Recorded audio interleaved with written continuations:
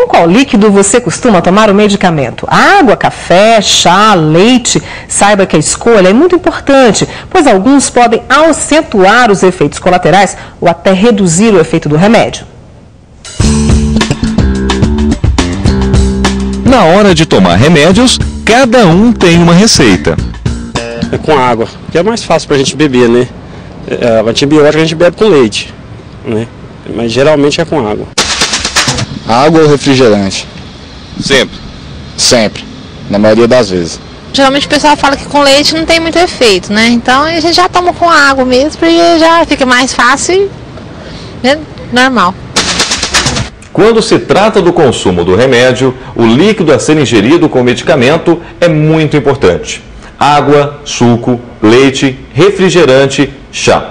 São muitas as opções, mas a escolha errada pode agravar os efeitos colaterais e até mesmo reduzir a eficácia do medicamento. E para evitar estes problemas, o farmacêutico Flávio Jaber Timbó vai nos esclarecer algumas dúvidas. Flávio, a escolha do líquido é essencial. A escolha do líquido na hora de tomar a medicação é essencial, porque pode interferir na absorção de alguns medicamentos. Destes líquidos que nós temos aqui, existe restrição a algum? De forma geral, todos os medicamentos devem ser tomados com água, exceto algumas exceções que têm alguns líquidos determinados para poder melhorar a absorção e a eficácia desse medicamento, né? Mas, de forma geral, o refrigerante seria a última opção a tomar a medicação. Agora, no caso do chá. O chá ele pode interferir na absorção do medicamento? Pode interferir na absorção, não só na absorção, como o chá, de forma geral, ele, dependendo da planta, né, que é feita o chá, ele tem algumas propriedades terapêuticas, né, que pode acentuar, né, a mesma propriedade que tem a medicação, né, agravando assim o problema, ou mesmo ter algumas reações adversas, vamos dizer assim. Que poderiam ser o que, por exemplo? Quais seriam algumas reações? Essas reações adversas, por exemplo, o chá de camomila, ele ajuda muito na circulação. Se a pessoa já toma alguns medicamentos que colaboram na circulação, ela pode ter alguns problemas como hemorragia, né, etc. Então vai acentuar o efeito da medicação. No caso do leite, quem pode e quem não pode tomar remédio ingerindo o leite? O leite ele pode ter interação com alguns medicamentos e ele pode agravar também algumas doenças. Por exemplo, é muito comum o pessoal tomar leite para dor gástrica ou quem tem gastrite, entendeu? E ele é contraindicado nesses casos, porque ele dá um alívio de imediato, entendeu? Só que ele tem um efeito rebote. Com certeza ele vai agravar esse problema da gastrite. Existe alguma restrição ao tomar um remédio com o suco? Suco de forma geral não, mas os sucos ácidos, por exemplo, esse aí é suco de laranja. Ele melhora a absorção de alguns antibióticos, né? Só que pode reduzir a eficácia de outros medicamentos. Outra dica valiosa: cuidado ao partir remédios. Muita gente tem o costume de partir comprimido, entendeu? E isso não é recomendado, né? Exceto algumas exceções que o médico não consegue aquela dosagem, que não vem a apresentação que ele pede para partir. Porque não fica de forma homogênea e isso pode interferir no tratamento da pessoa. E lembre-se, medicamento seguro, só aqueles prescritos pelo médico. Automedicação é um risco.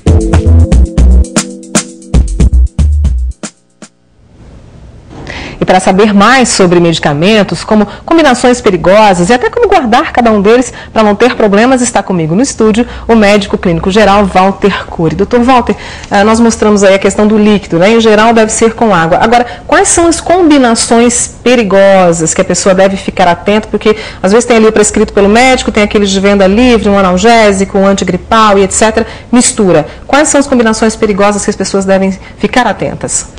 Especialmente os antigripais e os descongestionantes, que é muito comum nessa época, associado a qualquer medicamento antihipertensivo, antidepressivo, ansiolítico, são combinações muito arriscadas porque potencializam os efeitos colaterais, os efeitos tóxicos dessas associações por interação medicamentosa. Sempre informar o médico é fator primordial para não ter problemas? É muito importante, inclusive os medicamentos fitoterápicos, né? Às vezes a pessoa está tomando uma vitamina ou um medicamento de planta manipulado ou mesmo comercial e não informa o médico. Tem alguns medicamentos naturais de plantas e todos os medicamentos naturais causam efeitos colaterais e causam interação. Se não informar, o médico não terá condição de orientar adequadamente o seu paciente. E no caso, o que pode acontecer dessas combinações perigosas, né? O que a pessoa pode ter como reação? Olha, até uma gravidez indesejada pode acontecer durante a combinação de medicamento. Por exemplo, a erva de São João, que é muito comum ser utilizada, que é o hipéricum perfurato, reduz a eficácia da pílula e a pessoa pode ter uma gravidez não planejada. E no caso, por exemplo, quem toma remédio para hipertensão, para combater a hipertensão, o que deve ficar atento? De repente vem uma dor de cabeça, vem a questão do resfriado ou algum outro tipo de problema. O que deve ficar atento? Porque também é um problema muito sério. A hipertensão é uma coisa muito comum, né? Grande parte da população apresenta hipertensão. E é comum as pessoas associarem um antigripal, um descongestionante com antihipertensivo. Esses antigripais descongestantes têm medicamentos que aumentam a pressão e causam arritmia cardíaca. Então, é uma associação muito prudente em relação ao paciente que tem hipertensão. E no caso das crianças, o que as mães devem ficar atentas também? No caso, por exemplo, da febre, dá um antitérmico, o que elas devem ficar atentas para não combinar medicação perigosa? Ainda mais criança, que o organismo é mais sensível, e os efeitos colaterais são mais arriscados na criança, porque o mecanismo de defesa do organismo é menor. Então, sempre dá um medicamento para a criança orientado por seu médico. E, especialmente, se for dar algum medicamento, escolha medicamentos de uso habitual da criança em doses baixas. Para não ter problema, né? E no caso, a gente mostrou ali o líquido mais indicado quando o médico prescreve um medicamento para você tomar e também não alterar a eficácia dele. Hoje nós temos aí também o medicamento líquido, né? E algumas pessoas não gostam daquele sabor, claro, e tomam água, tomam suco, tomam café por cima para tirar aquele gosto que fica na boca. Qual a recomendação do senhor nesse caso? Também pode interferir no medicamento líquido? Com certeza. O medicamento de uma forma geral, deve ser tomado com água. O leite frequentemente inativo, dificulta a absorção dos medicamentos. O suco, se for alcalino, se for ácido, também precipita o medicamento dentro do estômago. Então, não tomar medicamento a não ser com água, a não ser como é que recomenda de uma forma diferente. Estão aí as dicas do clínico geral Walter Cury, todo cuidado e automedicação, jamais, né, doutor Walter? Com certeza que os riscos são muito grandes de efeitos colaterais, interações e toxicidade. Obrigada pela participação do senhor aqui hoje no Bem Viver, doutor Walter. Obrigado, senhor. Sabe aquela esponja que todos nós usamos para lavar louça? Pois é, pouca gente sabe, mas ela precisa de limpeza, tudo para espantar as bactérias que se acumulam e podem até causar alguns problemas à nossa saúde. Em qualquer cozinha ela tem um trabalho danado. E para que a esponja continue limpando bem, é preciso um cuidado especial para não espalhar bactérias na louça. Hoje nós estamos aqui no Laboratório de Microbiologia da Universidade Federal de Uberlândia, onde o professor Geraldo Melo vai falar para a gente da importância de desinfectar a esponja e também quais os problemas que a falta dessa desinfecção pode trazer. Professor, por que nós temos que lavar a buchinha depois de utilizá-la na cozinha?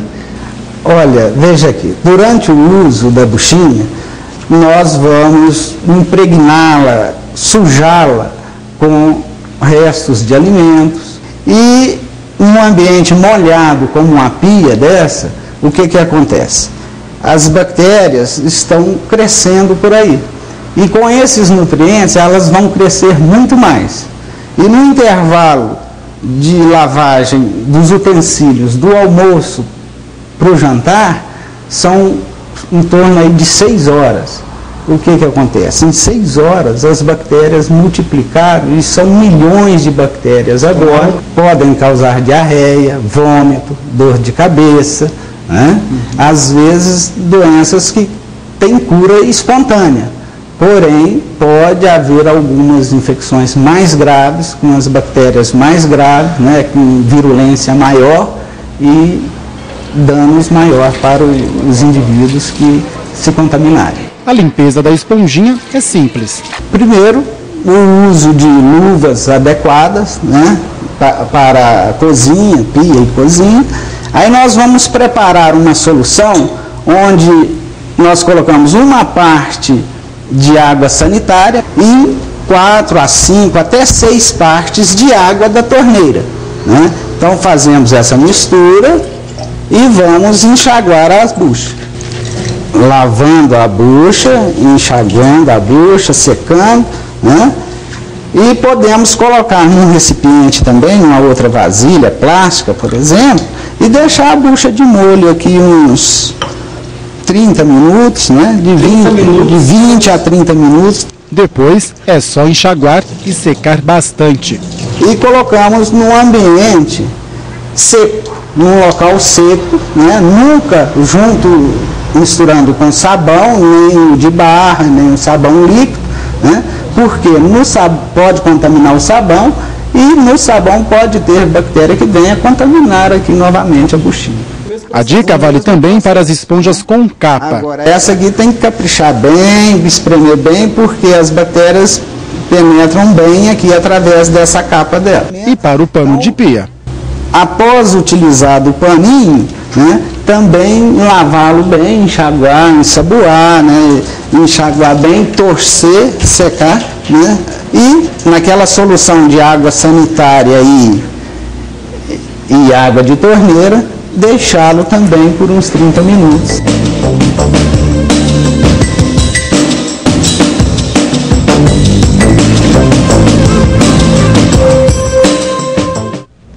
Outra dica é trocar a esponja a cada 3 dias, se não for feita a limpeza corretamente. Para quem seguir as recomendações do professor Geraldo, a bucha deve ser trocada a cada 10 dias. E no nosso portal você consegue a receita da mistura para limpar